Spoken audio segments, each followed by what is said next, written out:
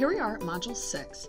In this module, we will be considering principles of profit and loss. We'll be looking at chapters 14 through 16. When we talk about profits and losses, one of the things we need to consider are earnings. Organizations can use positive earnings in three ways. They can pay dividends to shareholders, they can retain some of those earnings for reinvestment in their own business, or they can reinvest in other firms by purchasing a percentage or acquiring other firms outright, mergers. And in doing this, the key ultimately is selecting the option that will produce the greatest value to the firm. I want to recognize that across these three ways, these may be utilized for a company or organization at different times throughout the company's history. Let's look at our first option of dividends. Dividends are, again, those payments to shareholders made out of earnings.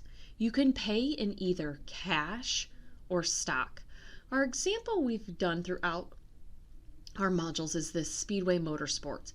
We can think about that they made a quarterly dividend payment of 10 cents per share in 2011. Again, two ways to pay those dividends. We can pay it in cash or we can pay it in additional stock options. Another potential option of our earnings is reinvestment. This is the retention of our earnings to reinvest in the business in order to grow it and help it thrive. Couple of ways to do this. Foregoing dividend payments can be done to reinvest those earnings in the company. However, this has to be approved by our board of directors. Also, the level of retained earnings is often closely tied to the capital structure of the organization, or that structure which is set by the organization. One of the other ways we can use our earnings is to reinvest in other firms by purchasing a percentage or even acquiring those other firms outright.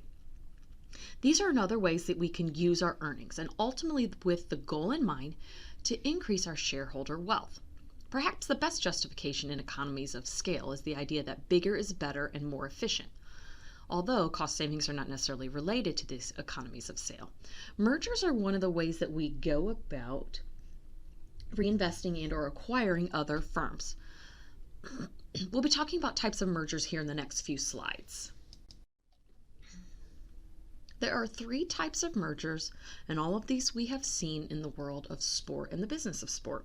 First is a horizontal merger. This is where two companies along the same line of business are joined together. We've seen this when Nike bought out or took over Converse. We've also seen this when Adidas, Salomon, and Reebok merged. Vertical mergers is where buyers expand operations forward toward the final consumer or backward in the direction of the source and raw materials. This example is found in Breeze and Max snowboards. Breeze provides the materials in order that Max snowboards can produce their boards. Another option is essentially a conglomerate merger. This is where two companies with unrelated lines of business come together.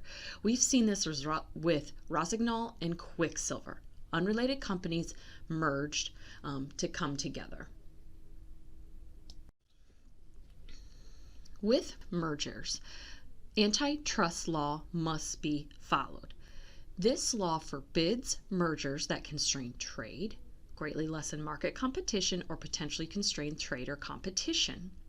These laws are enforced by the Federal Trade Commission and the Department of Justice. A couple of these have to be followed that govern mergers: Sherman Antitrust, Federal Trade Commission, and Clayton Act. Let me give you an example. If two major gas producing companies attempt to merge, we'll say Chevron and Shell. If Chevron and Shell sought to merge and they then owned every gas station in the US, what would happen? They could drive up prices. We'd have no choice but to buy it. That's why antitrust law comes into place. It would prevent such mergers from happening because a merger like that of Chevron and Shell would greatly lessen the market competition. Antitrust law ensures that the market is competitive, and that ultimately helps drive down prices for us as the consumers. If we're thinking about using our earnings to acquire other businesses, there are 3 methods that we can legally do this. As we've talked prior, we can merge 2 companies. We also can purchase voting stock in a company, or we can purchase assets in that company. We'll be talking about these in the next few slides. In discussing our forms of acquisition, we've talked about merging 2 companies. So what are some of the advantages and disadvantages in merging companies? The advantages include that it's legally simple, it's relatively inexpensive, and there's technically no title transfer or property of assets. Disadvantages are, though, is that it must be proved by stockholder vote within each entity. Both sides of both companies in the merger have to approve of the merger. Recall that we're discussing ways we can use our earnings to acquire other businesses. And one of those ways is through purchasing voting stock. This is where one company purchases the voting stock in another company in exchange for cash, potentially stock in the existing company, or both. Both are done through a tender offer. No shareholder meetings are needed, and management may be bypassed. The buyer goes directly to shareholders, and if the majority agree to sell, the purchaser then can gain control of the business. This is another way that earnings can be utilized in order to create even more earnings. The last area of acquisition to discuss is through purchasing of assets. This is where one company purchases the assets of another. This is the least common of the 3, and we rarely see this in the sport industry, but just some quick information about this. The benefit of purchasing assets is that the acquiring company can increase its inventory or even capital assets without acquiring liability, debt, or other concerns from the seller. The drawback is the legal process in doing this is lengthy and can be rather costly. How might a company or organization assess its true worth? If we want to try to determine our profits and our losses, we ultimately have to determine what our worth or value is. We can do this by auditing. There are 2 fundamental roles in auditing. One, it ensures that all the financial statements are accurate and accurately portray the firm's financial position. And then it also allows managers to analyze and understand their operations efficiency. The purpose to do this is to investigate and determine, one, if those financial statements are prepared in accordance with appropriate financial reporting practices. This concept of auditing, while oftentimes is given a negative stereotype, may help a business determine defective areas or areas that they can operate more efficiently. In the end, auditing helps businesses not only assess worth, but improve and ultimately retain more earnings. Audits can be done in 2 ways. We can do them internally or independently. An internal audit is completed by each member of the organization or business. So let's consider if we audited university athletics. At the said university, each potential team and area would provide the financial statements about their own area. This is the same as it happens in a business. Each independent area would offer their paperwork regarding their area. This is involved in the establishment of internal controls for the organization. Another option is an independent audit. It's done by external individuals, or an external review of the finances by individuals who are not directly involved. This can also be formed by external entities such as public accounting firms, and they can ultimately verify the truthfulness of the documents being viewed.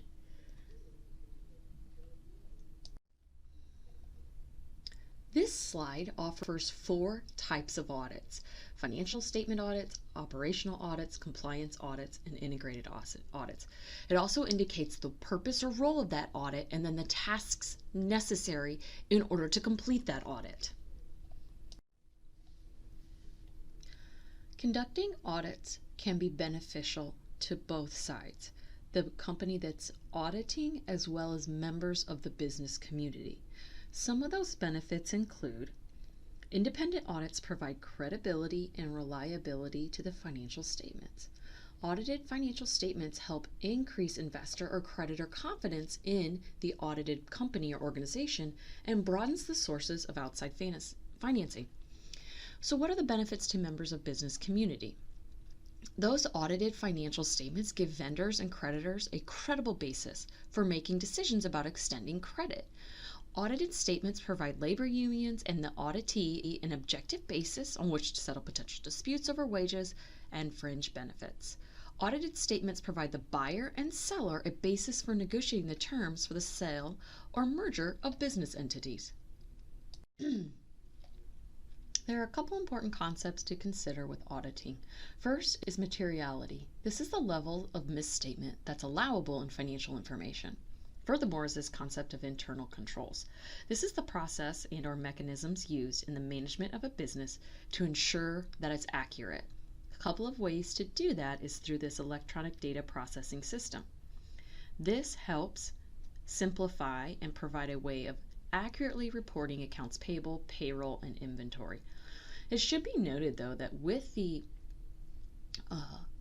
push towards and ultimately the use of computers, computer fraud is a new concern, and new internal controls have been developed to help ensure the accuracy of transactions and processes.